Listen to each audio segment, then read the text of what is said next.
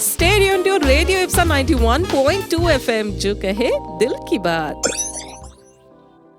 Hello everyone, आप सुन रहे हैं 91.2 एफएम रेडियो इप्सा जो कहे दिल की बात। मैं यानी कि पलक आज आपके लिए एक बहुत ही स्पेशल शो लेकर आई हूँ, क्योंकि यहाँ पर ना एक बहुत ही स्पेशल गेस्ट आए हैं जिनके साथ मेरी बहुत सारी बातचीत होने वाली। तो हम ना मैनेजमेंट पर बात करेंगे, तो आज आपको यकीनन बहुत सी चीज़ें पता चलने वाली है। तो अगर आप भी जानना चाहते हैं तो कहीं मत जाइएगा, बने रहिए इसी शो पर। आपको बताऊंगी थोड़ी देर में कि कौन आया है आज और कौन है वो स्पेशल गेस्ट। तो सुनते रहिए 91.2 एफएम रेडियो इप्सा जो कहे दिल की बात। तो जैसा मैंने आपको बताया कि आज बहुत ही स्पेशल गेस्ट आए हैं जिनसे मैं बातचीत करने वाली हूँ, तो बता देती हूँ कि यहाँ पर मौजूद हैं डॉक्टर जितेंद्र पटेल सर, जो कि presently as an assistant professor work कर रहे हैं। तो सबसे पहले तो sir, I welcome you on this show. Thank you for having me. तो कैसे हैं आप? I'm good, great, doing well. तो लिसनर्स, अब आपको पता चल गया है कि कौन यहाँ पर मौजूद है। बता देती हूँ कि आखिर ये है कौन। तो आपको बताती हूँ, ये आज आपको बहुत कुछ बताने वाले हैं मैनेजमेंट के ऊपर। इसके साथ साथ इन्होंने ई मार्केटिंग में PhD भी कर दी है। यही नहीं, इन्हें बहुत सारा एक्सपीरियंस है, मतलब 10 साल से भी ज्यादा का। तो आप सोच लीजिए कि आज तो बहुत कुछ यहाँ पर आपको पता चलने वाला है। यही नहीं, सर के बारे में एक और बात ये है कि ये प्रोफेशनल हिंदी ब्लॉगर भी हैं, जहाँ पर ये reach work, Indian culture, motivation और मैनेजमेंट पर बहुत कुछ लिखते हैं। तो इतनी सारी चीजें आज आपको जानने को मिलने वाली हैं। तो बेसिकली हमारा फोकस होगा आज मैनेजमेंट पर। तो सबसे पहले तो सर, आप मुझे ये बताइए कि कैसी आपकी ये जर्नी रही, किस तरह से आपने शुरुआत करी। Okay, तो अगर आप मेरी जर्नी की बात करें तो मुझे ऐसा लगता है कि academic is something which I have been always looking forward. Yeah. Okay, but I have begun my journey in industry, so I have learned majority of thing in industry, and then after some time I have shifted to management education, particularly in the area of academics.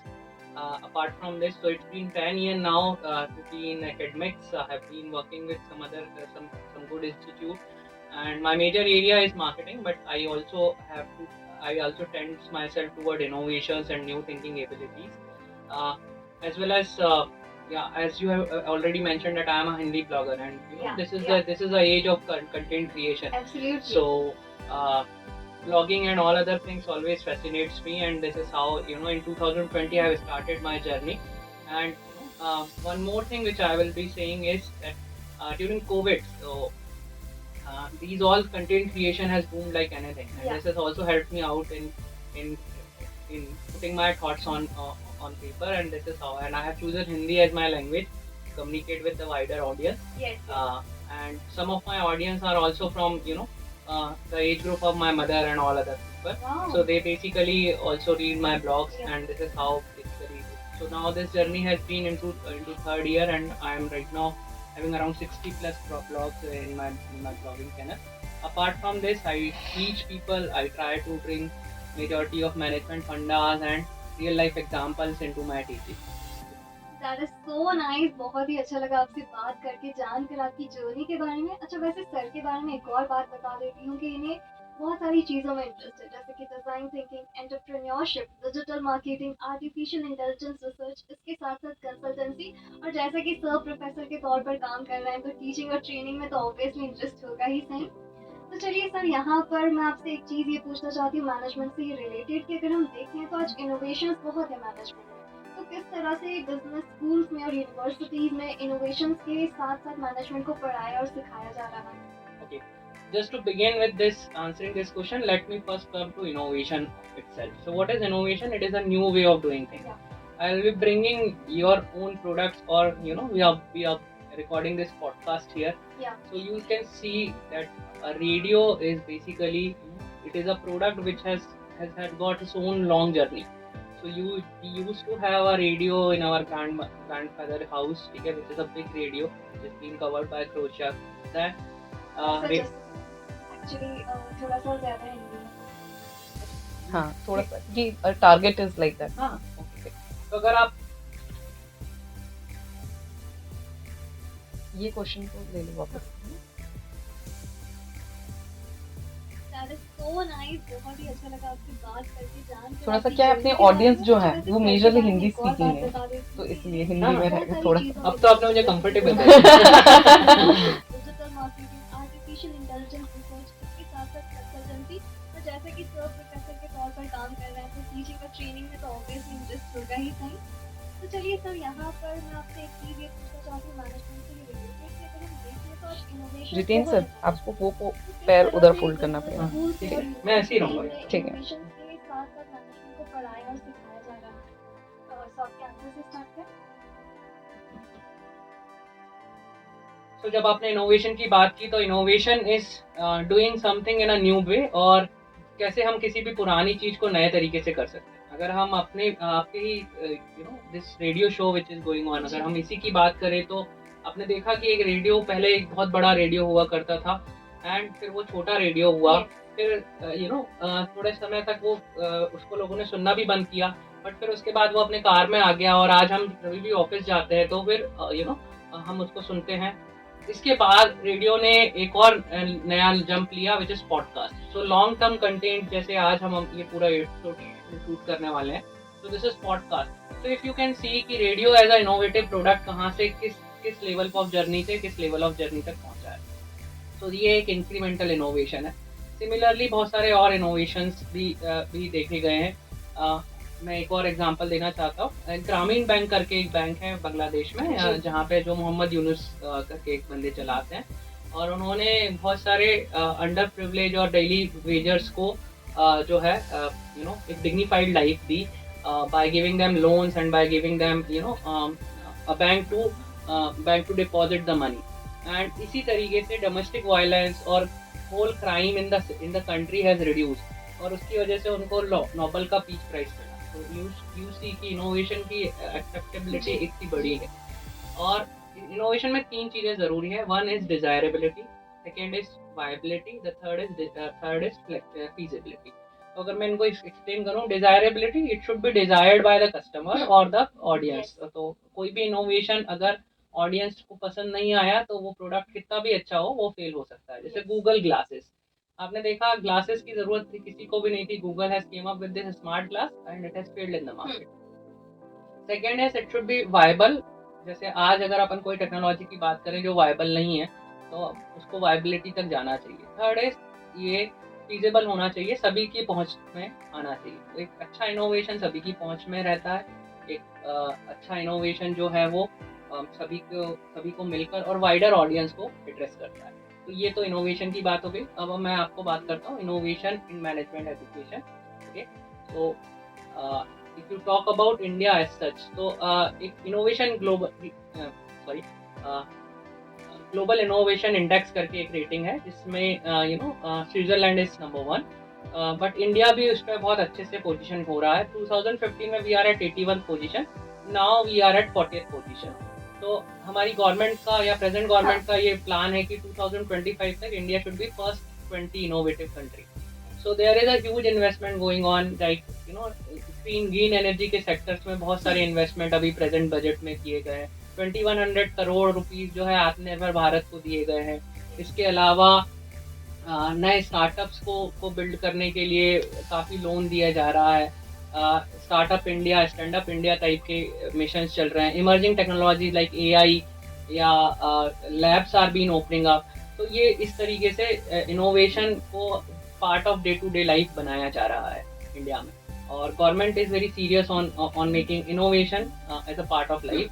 And इससे कहीं ना कहीं scalability की बात हो रही है। और जैसा आपको मालूम है कि इंडिया एक डेवलपिंग नेशन है, और हर एक डेवलपिंग नेशन में बहुत सारी प्रॉब्लम होती है।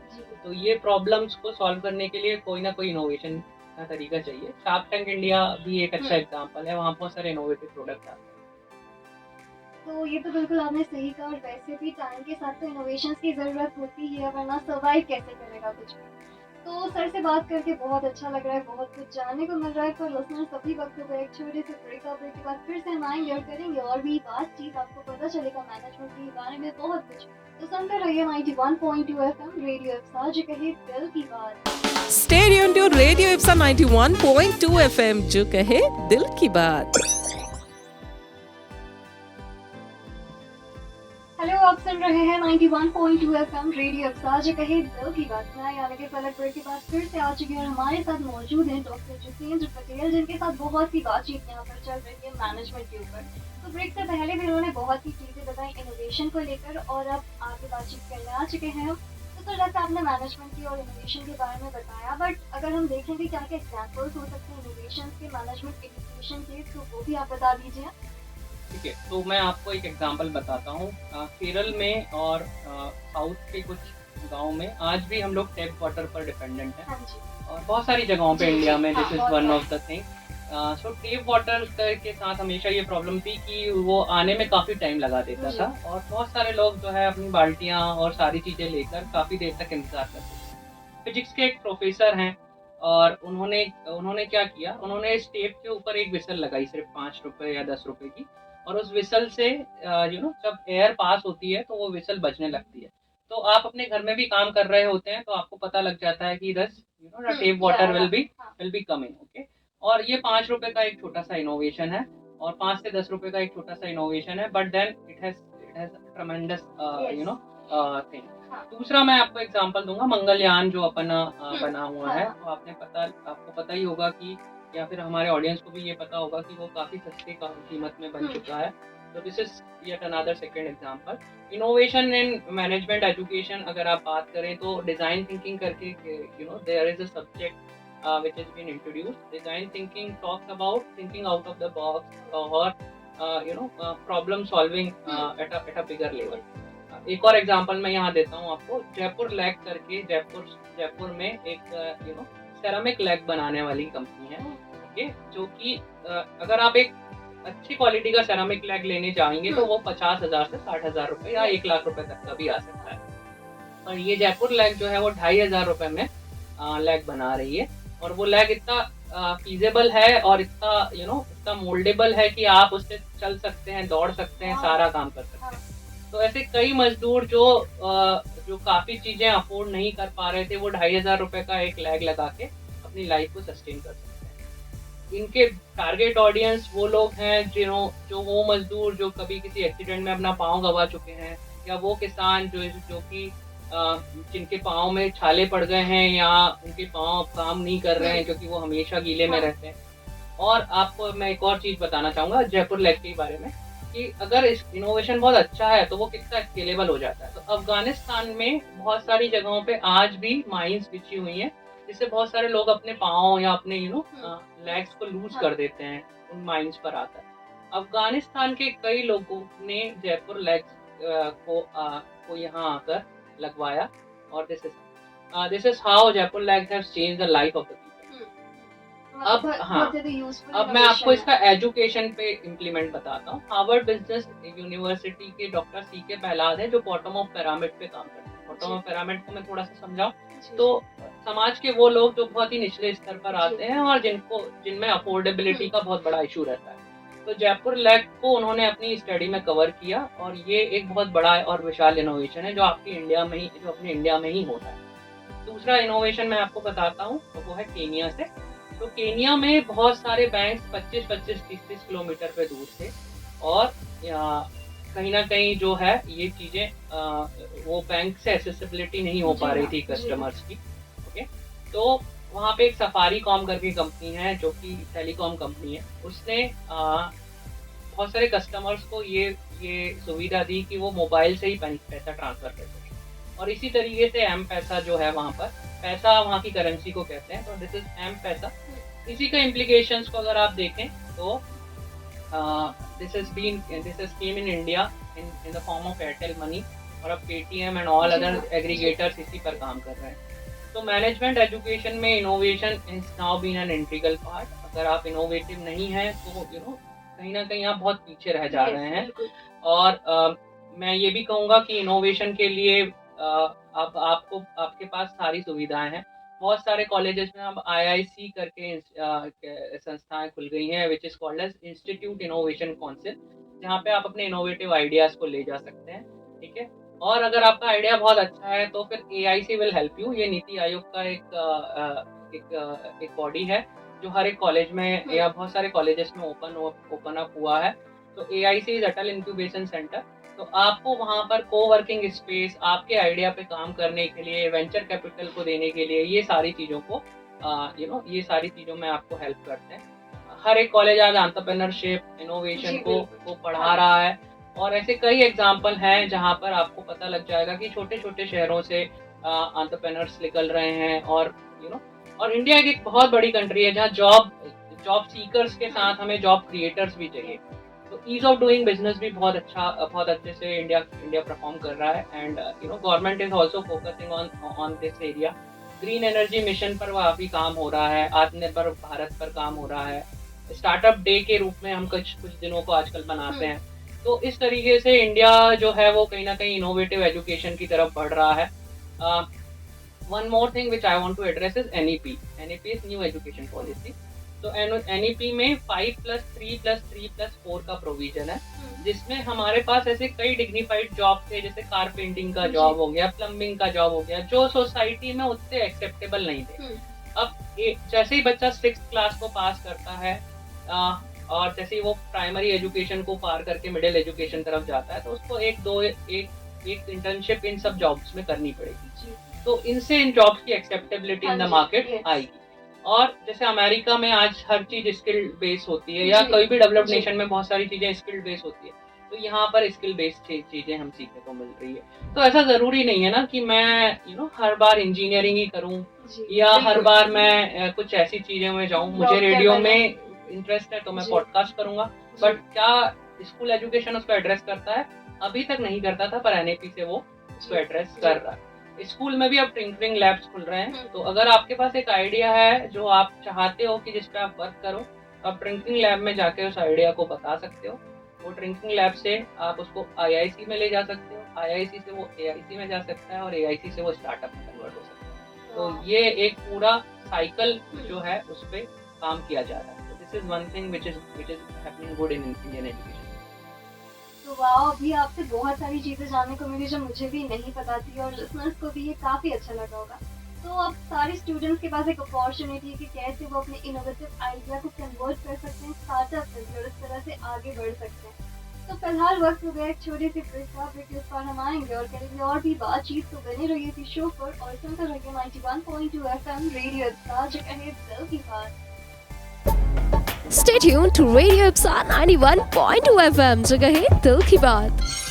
हेलो, आप सुन रहे हैं 91.2 FM रेडियो ipsa, जगह है दिल की बात। मेरे यानी फलक के साथ यहाँ पर आज एक स्पेशल गेस्ट मौजूद है, जिनका नाम है डॉक्टर जितेंद्र पटेल, जो आपको बता रहे हैं मैनेजमेंट और इनोवेशन पर बहुत सी चीजें। तो ब्रेक से पहले भी उन्होंने बहुत सारी नॉलेज वाली बातें करी हैं। ब्रेक के बाद हम और भी चीजें जानने आ चुके हैं। तो अब मैं आपसे एक और चीज ये पूछना चाहती हूँ कि आखिर हम जो इनोवेशन ला रहे हैं मैनेजमेंट एजुकेशन में, उसके क्या क्या बेनिफिट्स हैं स्टूडेंट्स के लिए भी, और अगर देखें कि बिजनेस कम्युनिटी को उससे क्या बेनिफिट्स मिल रहे हैं तो वो क्या क्या होंगे?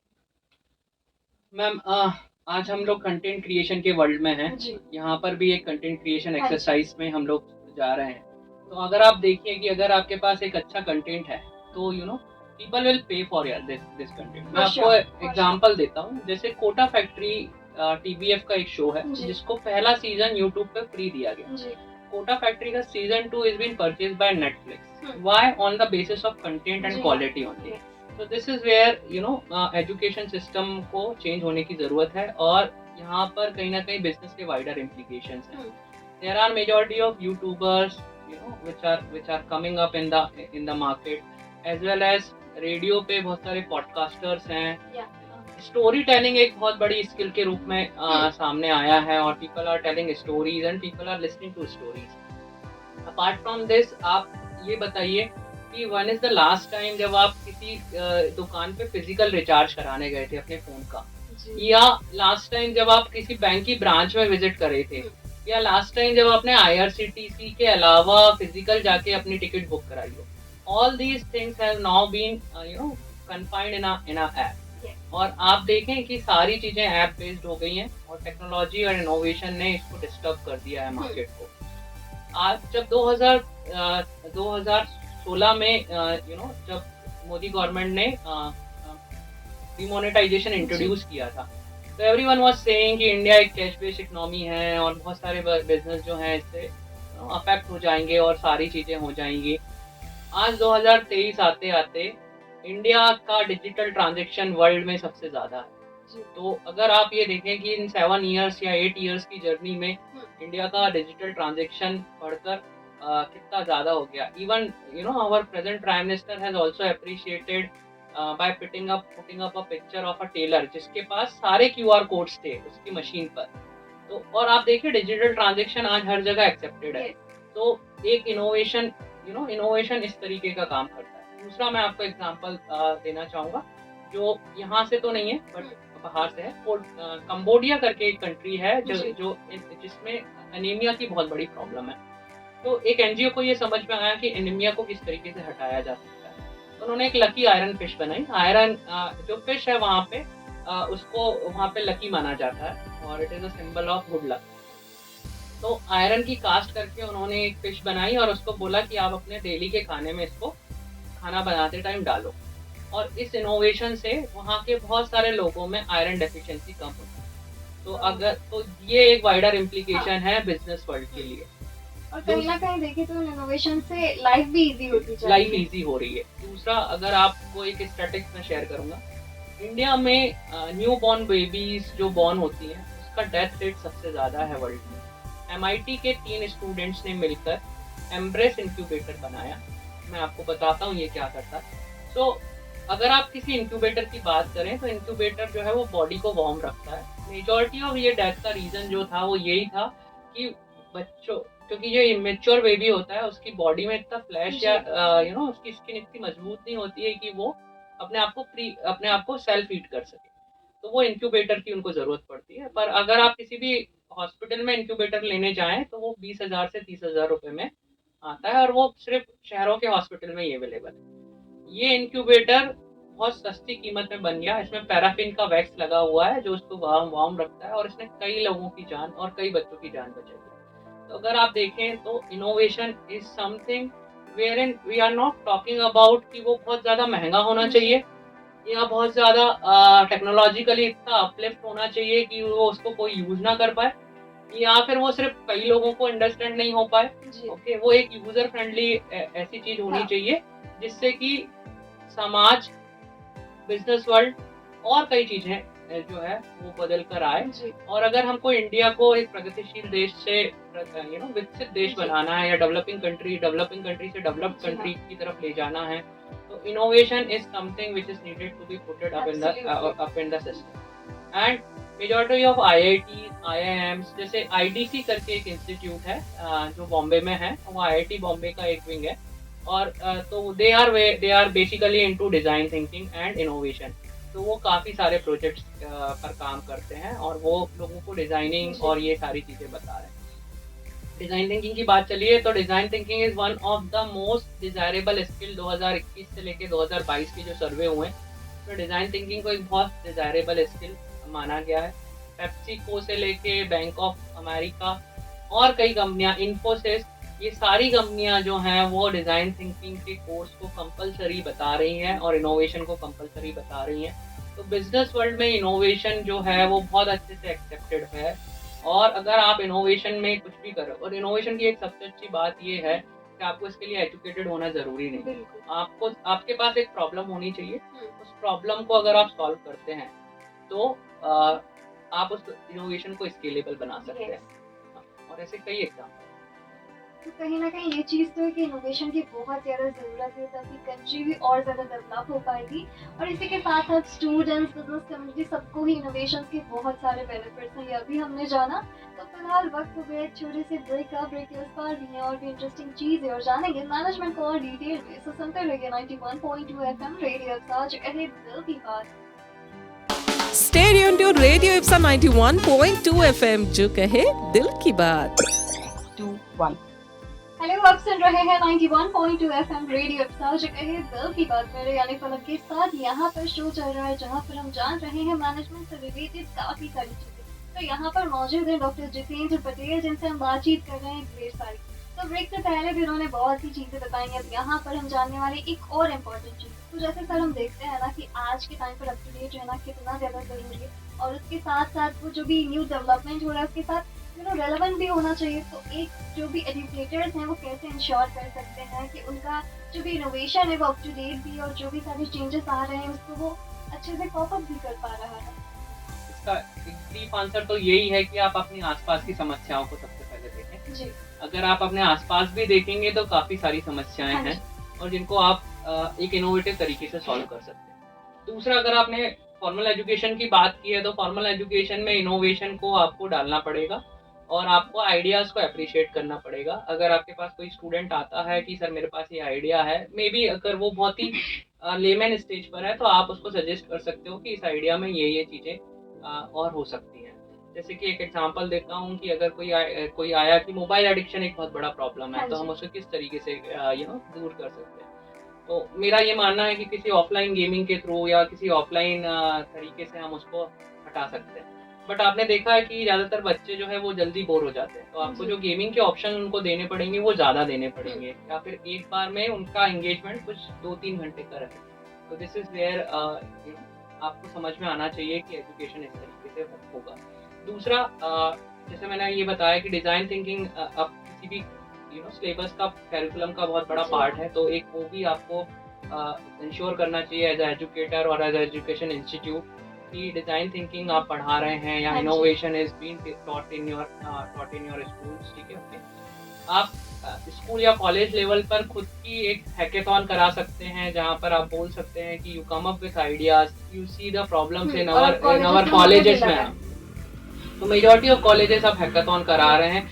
Indian government and this AICTE as well as ministry of education is now basically focusing on annual hackathon, और वहाँ से प्रेजेंटेड आइडियाज जो हैं वो काफ़ी बड़े लेवल पर जा रहे हैं। कोई ड्रोन बना रहा है, कोई कोई बहुत सारी चीज़ें प्रॉब्लम सॉल्व कर रहे हैं। तो हर जगह, मैंने जैसा पहले भी बताया कि एक डेवलपिंग कंट्री में बहुत सारी प्रॉब्लम होती है और उसको इनोवेटिवली आपको सॉल्व करना आना चाहिए।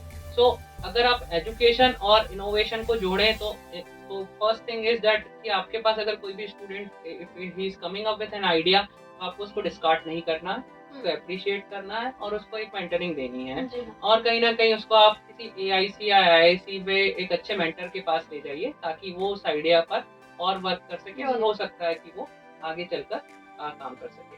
मैं एक एग्जांपल यहाँ पे दूंगा। आपने सलमान खान या खान्स एकेडमी का नाम सुना होगा। जी। ये सलमान खान करके एक बंदे चलाते हैं, और वो उन्होंने देखा कि मैथ एक बहुत बड़ा प्रॉब्लम है हाँ बच्चों जी। के बीच में, जी। तो उन्होंने यूट्यूब पे सिर्फ मैथ के वीडियोस डालना चालू किए।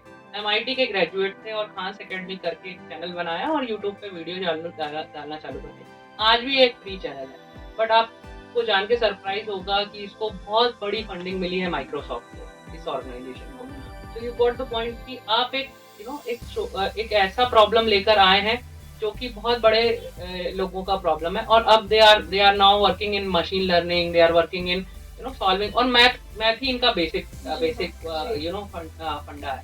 और MIT जो कॉलेज जिसकी अपन बात कर रहे हैं USA में, उसका major part of revenue come from these incubation only. वो कॉलेजेस में जाकर या वो अपने कॉलेजेस के स्टूडेंट्स को इंक्यूबेटर बनाता है और वहाँ पे सपोर्ट प्रोवाइड करता है, और जब वो बड़ी कंपनी में टर्न अप हो जाते हैं तो उसका कुछ परसेंटेज वो कॉलेज को वापस देते हैं, and this is how a college run. So this is also one of the revenue model which can always be think about, और बहुत सारे management institute in India can always think about this.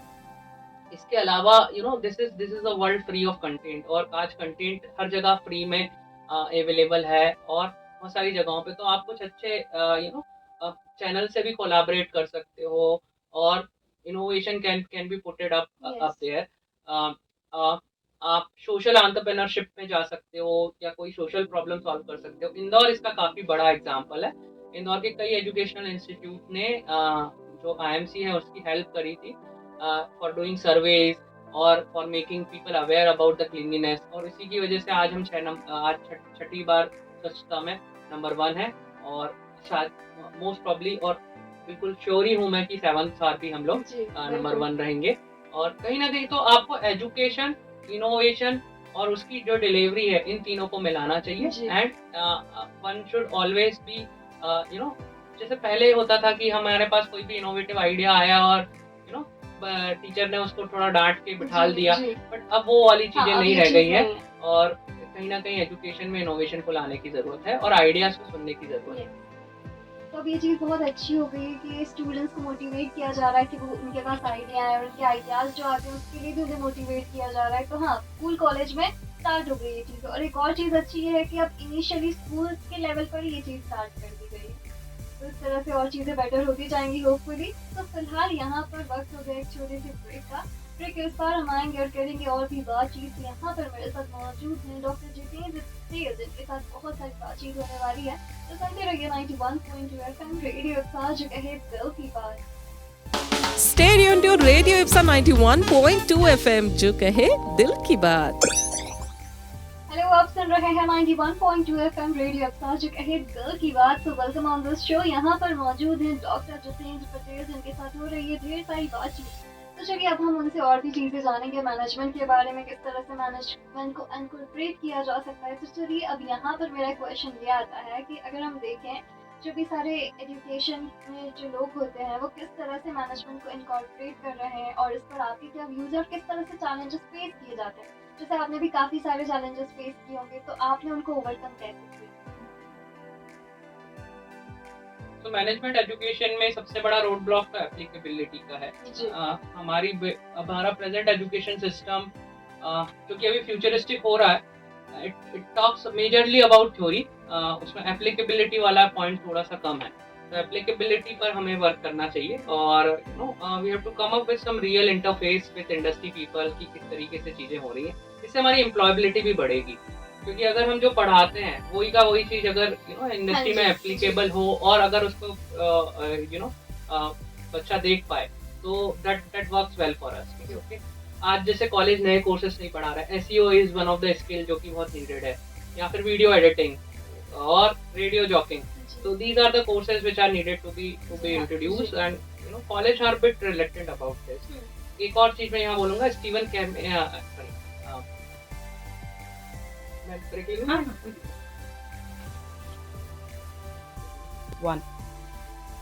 तो Daniel camel की एक book है thinking fast and thinking slow, where we talk about two systems, system 1 and system 2. तो हमारा जो सिस्टम 1 है वो फास्ट थिंकिंग करता है, सिस्टम 2 जो है वो स्लो थिंकर है। तो हमें दोनों थिंकिंग एबिलिटी की जरूरत है। ओके, हमारा प्रेजेंट एजुकेशन सिस्टम जो है वो सिस्टम 2 को ज़्यादा एड्रेस करता है by theoretical knowledge and all other things. I have all the respect for the education system, क्योंकि मैं खुद इस एजुकेशन सिस्टम का पार्ट हूँ पिछले 10 सालों से, और मेरे को ऐसा लगता है कि इस एजुकेशन सिस्टम ने काफ़ी अच्छे लोगों को प्रोड्यूस किया है। और आप देख ही रहे हैं कि वर्ल्ड ओवर आज CEOs and all other people are Indian. तो इसमें कोई खराबी नहीं है, बट हाँ, इसकी रेलेवेंसी टाइम के साथ साथ थोड़ा सा वो एक इशू है कि उसकी रेलेवेंसी का इशू है। तो जब सिस्टम 1 की बात करें तो वो क्रिएटिविटी की बात करता है, वो बात करता है इनोवेशन की, वो बात करता है कि आप किस चीज़ में अच्छे हैं। तो आपको इन दोनों चीज़ों को जोड़ना पड़ेगा। तो जैसे अगर आपको एक कार डिज़ाइन करनी है तो आपको एक अच्छा आर्टिस्ट भी चाहिए जो कार के पार्ट्स को डिज़ाइन कर दे, और एक इंजीनियर भी चाहिए जो उन पार्ट्स को डिज़ाइन करके आपके सामने ला के दे दे। तो this is how creativity and this is how system 1 and system 2 applies. तो left brain and right brain दोनों का कॉम्बिनेशन चाहिए आपको।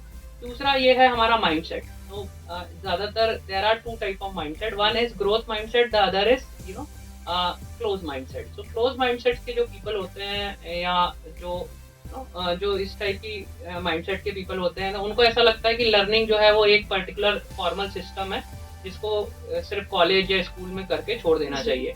बट आज वो जमाना नहीं रहा है। आज learning is a part of the daily exercise. तो अगर आपको तो अगर आपके पास हर एक जगह के लिए कुछ ना कुछ इनोवेटिव सोल्यूशन है, या फिर जैसे कॉलेज की बात करें, आपको ऐसा लगता है कि आपकी कैंटीन में काफी रश होता है, तो आप उसके लिए कोई सिस्टम ला सकते हैं क्या? आप जगह जगह QR कोड लगा सकते हैं, स्टूडेंट वहाँ पे ऑर्डर दे दे, या क्या आप उसके लिए एक ऑनलाइन ऐप डेवलप कर सकते हैं जिसमें स्टूडेंट पहले ऑर्डर दे दे और लंच टाइम पे सिर्फ उसको ऑर्डर डिलीवर हो जाए। तो ये सारी चीजें कहीं ना कहीं इनोवेशन में लाने की जरूरत है। तो first road block is I think the close mindset. Majority of people अभी भी उनका क्लोज माइंडसेट है, उनको ऐसा लगता है इनोवेशन की एजुकेशन सिस्टम में या फॉर्मल एजुकेशन में जगह नहीं है, which is again wrong. Second is हम लोग दोनों पार्ट ऑफ द ब्रेन पर वर्क नहीं कर रहे हैं, that is system 1 and system 2। उस पर वर्क करने की जरूरत है। क्रिएटिविटी को अप्रिशिएट करना पड़ेगा। And third and a very important point is embarrassing the failure. यहाँ मैं इंडियन पेरेंट्स को भी बोलना चाहूँगा, इंडियन एजुकेटर्स को भी बोलना चाहूँगा, we are very reluctant to failure. अगर कोई फेल हो जाता है तो there is a social taboo जो हम उसके उसके अराउंड क्रिएट कर देते हैं कि अब तुम लाइफ में क्या करोगे या जी। क्या नहीं कर पाओगे। Life is a big thing and आपको हमेशा याद रखना चाहिए कि लाइफ कभी भी स्टार्ट की जा सकती है।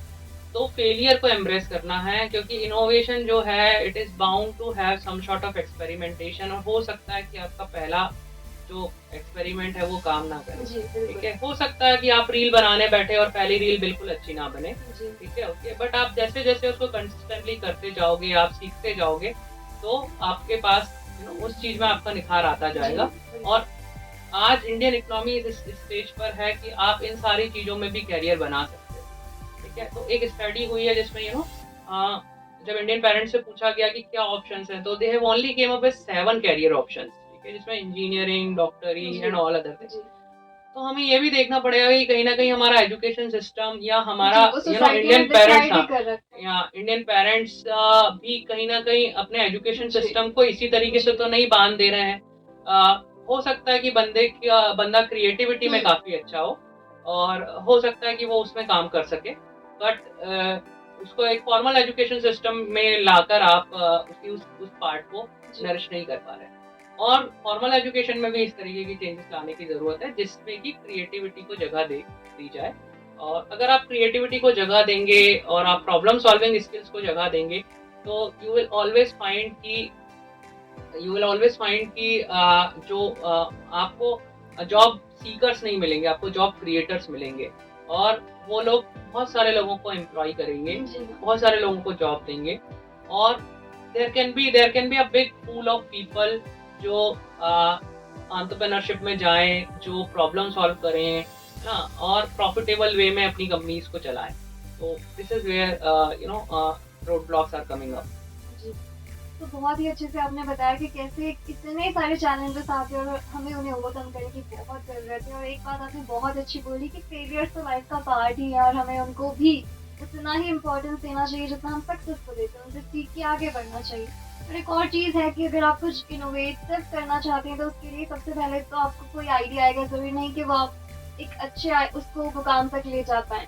तो इस तरह से काफ़ी सारी चीज़ें होती रहेंगी। और अभी वक्त हो गया एक छोटे से ब्रेक का। तो ब्रेक के उस पार भी हम आएंगे और करेंगे ढेर सारी बातचीत। यहाँ पर मौजूद है डॉक्टर जितेंद्र जिनसे करने वाली हूँ मैं और भी बातचीत। तो stay tuned to 91.2 FM radio Absar, जगह है दिल की बात। Stay tuned to Radio Ipsa 91.2 FM, जगह है दिल की बात। हेलो, आप सुन रहे हैं 91.2 एफएम रेडियो अब्सार, जगह है दिल की बात। मैं यानी कि फलक लौट आई हूँ ब्रेक के बाद आपसे करने ढेर सारी बातचीत। यहाँ पर मौजूद है डॉक्टर जितेंद्र पटेल, जिनसे हम बात कर रहे हैं मैनेजमेंट के ऊपर। अब हमने बहुत सी चीज़ें तो जान ली है मैनेजमेंट और इनोवेशन के बारे में, पर एक बहुत इंपॉर्टेंट चीज़ आती है ना कि किस तरह से आपको लगता है कि जो मैनेजमेंट एजुकेशन इवॉल्व हो रहा है उस पर आपके क्या व्यूज़ है, और इसके साथ साथ इनोवेशन कैसे इसको बेहतर तरीके से और ज़्यादा शेप कर रही है। तो अगर आप फ्यूचरिस्टिक इनोवेशंस की बात करें या फ्यूचर्स की बात करें, तो India has a very bright future. Indian economy बहुत अच्छे से काम कर रही है। World over money is been flowing in India. World over से मनी आ रहा है आज इंडिया में। इंडियन इनोवेशन, दूसरा चीज हमारी यंग पॉपुलेशन। अगर आप पॉपुलेशन की बात करें तो India is at that stage जहाँ पे हमारी एवरेज एज ही 29 ईयर्स है। ठीक? और आगे चल के ये और काफ़ी रिड्यूस हो जाएगी। And India is a young nation. अगले 20 साल इंडियन इकोनॉमी के हैं, और भारतीय अर्थव्यवस्था इसमें बहुत तेज़ी से दौड़ लगाने वाली है। दूसरा, मुझे ऐसा लग रहा है कि अगर हम इनोवेशन को हमारे पार्ट ऑफ द लाइफ बनाएं तो बहुत सारे इनोवेशन हो सकते हैं, बहुत सारी प्रॉब्लम्स जो हैं वो अच्छी तरीके से सॉल्व हो सकती है। आज वर्ल्ड जो है वो इंडिया की तरफ देख रहा है to bring in new innovative ideas. आज आप वैक्सीन का ही केस देख लीजिए। कोविड में जब जब हर जगह ये पेंडेमिक फैला हुआ था और कोई भी कंट्री इस पर काम नहीं कर पा रही थी, तब इंडिया इज वन जो वैक्सीन के साथ आया। और इस वैक्सीन को ना सिर्फ इसने भारत में लगवाया, हमारे यहाँ खुद भी इतनी बड़ी पॉपुलेशन थी जिसको ये वैक्सीन के सारे डोज लगे, बट हमने इसको 80 देशों में और पहुंचाया।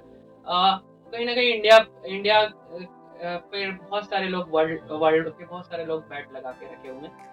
आज से कुछ दिनों पहले ही एक स्पेनिश न्यूज़पेपर ने ये घोषणा की है कि ये अगला जो दशक है वो इंडियन इकोनॉमी का दशक है। और इसमें इनोवेशन अपना एक बहुत बड़ा पार्ट प्ले करने वाला है। पहले जब हम इनोवेशन की बात करते थे तो हम लोग अमेरिका और जी। बहुत सारी दूसरी कंट्रीज जो के बारे में डेवलप्ड सोचते थे, कंट्रीज बट आज इनोवेशंस डेवलपिंग कंट्री से भी निकल कर जी। आ रहा है। अपन ने केनिया की बात करी, हमने बांग्लादेश की बात जी। करी, इंडिया में ऐसे कई इनोवेशंस हो रहे हैं। एक और बात मैं करना चाहूँगा फ्रूगल इनोवेशन की, जिसको हम हिंदी में जुगाड़ कहते हैं। जी। तो अगर हम बात करें तो ऐसे कई लोग हैं जो इंडिया में अपने काम को जुगाड़ के तरीके से कर रहे हैं। और अब ये जो फ्रूगल इनोवेशन है, ये एक एक्सेप्टेबल पॉइंट बनते जा रहा है। तो साउथ इंडिया में एक लड़की है जिसके साथ हमेशा ये प्रॉब्लम थी कि उसकी मदर को वो हमेशा कपड़े धोते हुए देखती थी, और उसने अपने फादर से कहा कि क्यों ना हम एक वॉशिंग मशीन खरीद लेते हैं। तो उसने बोला कि वॉशिंग मशीन खरीदना बड़ा इशू नहीं है, बट उसका इलेक्ट्रिसिटी बिल बहुत ज़्यादा आता है। इस लड़की ने हाथ से चलने वाली वॉशिंग मशीन को बनाया। जोइस जैम नाम है शायद इस लड़की का। तो और दिस इज हाउ बेसिकली एक हाथ से चलने वाली बिना इलेक्ट्रिसिटी की मशीन बन गई। इसके अलावा एक मनसुख भाई करके बंदे हैं जिन्होंने मिट्टी कूल करके एक प्रोडक्ट बनाया है, जो कि क्ले से बना हुआ रेफ्रिजरेटर है। सो इलेक्ट्रिसिटी की ज़रूरत ही नहीं है। अब एक रेफ्रिजरेटर है जो चीज़ों को ठंडा रख सकता है और उसमें इलेक्ट्रिसिटी की ज़रूरत नहीं है। तो this is again a frugal innovation. ऐसे कई फ्रूगल इनोवेशन है। मंगलयान इसका सबसे बड़ा एग्जाम्पल है। मंगलयान का पूरा बजट किसी हॉलीवुड मूवी से कम था। तो अगर आप फ्यूचर की बात करें तो इंडिया इज वेरी फ्यूचरिस्टिक।